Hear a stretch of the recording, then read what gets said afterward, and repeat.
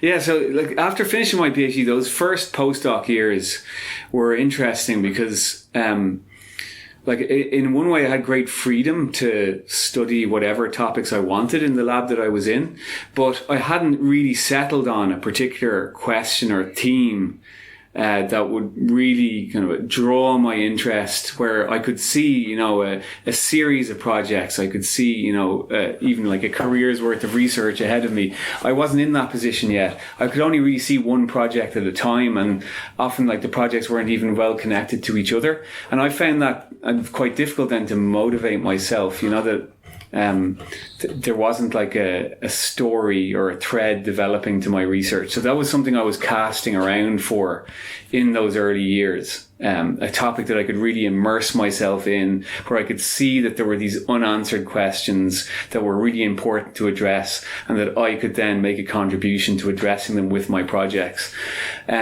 And so it kind of, there's really like a lot of meandering and some luck to how I ended up in the research area I'm in now, which is studying decision making and the neural processes that allow us to make accurate and timely decisions. Because initially, as I mentioned, my research was focused on attention. And there was this one project that I was really interested in, which was trying to identify neural markers that would predict when you're about to have a lapse of attention. So, for example, if you're just doing a simple task, whether you might like forget to do something after, once you've been doing the task for so long, you start to make mistakes or start to forget stuff. So we developed tasks that were designed to measure that ability to sustain your attention over time. And we were using this technique called EEG to measure neural activity while people were performing those tasks. And we introduced this trick into the task, which we thought would give us a really good marker of people's attention levels. And what we did was we flickered the stimulus that people were paying attention to. So what they were doing was monitoring actually a checkerboard on the screen. The checkerboard was the pattern was changing every second, and what participants had to do was look out for a time where the checkerboard wouldn't change after a second. It would stay on for a little bit longer, and that's what we call the target, and they had to click a button when they saw that. So to see those targets, they had to be concentrating the whole time, otherwise they would miss them. And so what we did was we flickered the checkerboard pattern at a certain rate that produces a sustained visual response, which you can record in the EEG.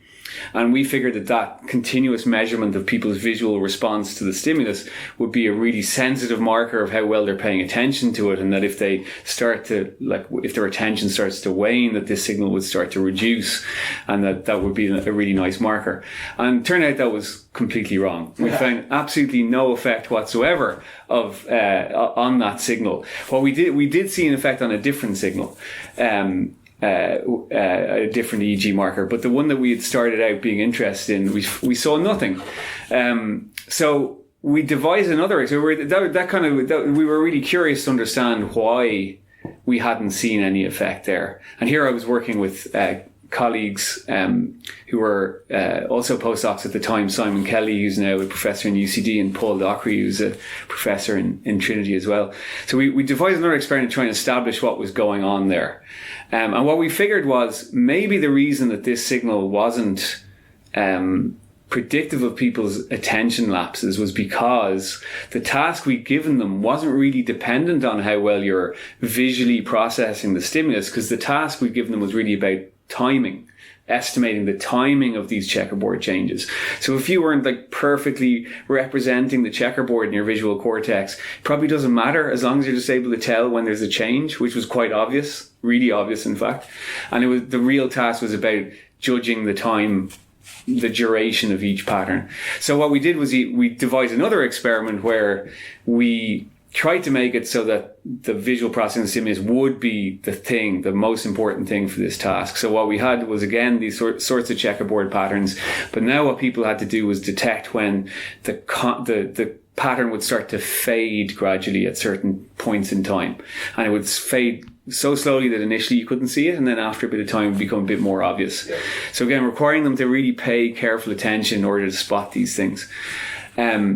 And now we did get an effect on the signal that we were expecting. But we never even ended up making anything out of that or really publishing on that effect, because we saw something much more surprising and interesting, which was this signal that we were seeing in another element of the EEG data that was tracking the participants' responses on the task. So we were seeing this slowly building signal that was peaking just before people made their response to report that they had seen a target, and then falling down again. And we were seeing that this signal was much smaller or absent when people failed to report the target. And a signal like this had never been seen before in human EEG data. So it was really curious. This is such a slow signal that's peaking at people's responses.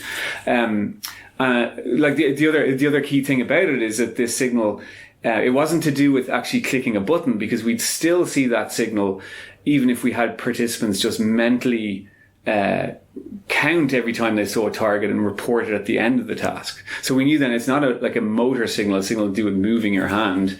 And we also knew it wasn't a visual signal, because we got people to do an auditory version of the task where they're listening to a tone, and that tone would drop in volume every now and then. And we saw exactly the same signal. We saw that this signal also was really strongly predictive of when people would respond, how quickly they would respond. The signal would build more quickly when people... when the signal built more quickly, people would respond more quickly. So we'd never seen a signal like this in EEG before. We hadn't set out to find it. We just came across it in our analyses of the data on this whole other experiment. And it turned out that my colleague Simon Kelly had been, at that time, was working in Columbia University in New York, where research was being done on monkeys, where they'd been taking direct recordings of individual neurons in the parietal lobes of monkeys performing similar sorts of decision-making tasks, perceptual decision-making tasks, and had been studying what were referred to as decision signals that seem to accumulate the evidence that the monkey needs or the human needs for in order to make the decision that they're asked to make, and that like hits a certain peak or threshold immediately before the participant commits to their decision. So that knowledge then that these sorts of signals that were being studied in monkeys, like that opened up the door for us then to understand, okay, well, so this signal that we're seeing in the EEG looks very similar to the signals that people are studying in monkeys. And I should have said that when we're talking about EEG, we're talking about electrodes that are placed on the surface of the scalp. So we have a very poor idea of where those signals are actually coming from in the brain. But we could see that the signal had a very similar profile or characteristics to what had been seen in monkeys. So that led us to realize, what we have here is a human decision signal. And again, a signal like that had not been seen previously in human brain recordings. So that was a really big breakthrough for us. Because what it meant was, like, up until that point, research on these sorts of decision signals had really just been for scientists who study animals, who were able to take direct recordings from monkeys or rodents, and it wasn't thought possible to look at comparable neural recordings in humans. But we had basically stumbled on a means of doing it. And the big thing was that what we were doing was using stimuli in our tasks that stay on screen the whole time, and that have these like subtle changes every now and then. And the reason people hadn't seen these signals before was that in most of the tasks that we tend to use, participants are asked to make decisions about stimuli that flash up on screen suddenly. And then what happens when you do that is you get this rapid series of different signals in the brain, right, that reflect, say, the early visual responses to the stimulus, maybe picking out the color or the shape or the orientation of the stimulus. You get the signals that are to do with the decision being made, and you also get signals to do with motor responses, right? If you're asking participants to click a button, depending on what they've seen, you get other signals too, reflecting like where they're attending to on the screen and all that kind of stuff. And the problem is that those signals overlap in time, and they overlap then in your scalp recordings with the EEG, because the EEG is reflecting all of that activity at once from being generated from different areas of the brain. It becomes very difficult then to unpack them and to say, right, this is the decision signal, this is the visual response signal, this is the motor signal. by slowing it all down then, by having a stimulus that's always on screen, we basically remove the visual signals from the equation, and we end up with just the activity that's related to the decision remaining in our EEG recording. And so that was a big breakthrough. It's really interesting how it emerged, and that we hadn't set out to look for it. So that's the look piece there. But like the approach we had taken to addressing our question, which was to initially to understand, why adjustments of visual signals happen in some, are not observed in one particular task and they are in another.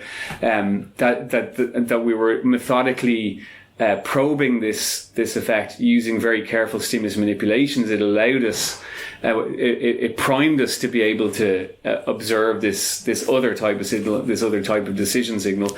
And the look piece, though, was that Simon was working in a lab where they were studying these types of signals in monkeys, and that allowed us to connect up the dots. And so having this new ability then to actually directly observe and measure decisions as they're being formed in the brain opened up immediately just a whole world of new research projects, where we could start to address some big outstanding questions about how the brain allows us to make decisions. Where previously, again, in terms of human research, we were restricted to just studying human behavior essentially, which really limits the kinds of questions we can ask. Now that we have these neural signals, we can dig much deeper and get a much better understanding of exactly how the brain is making decisions in different contexts. And that's been really the focus of my lab's research for around the last 10 years since then.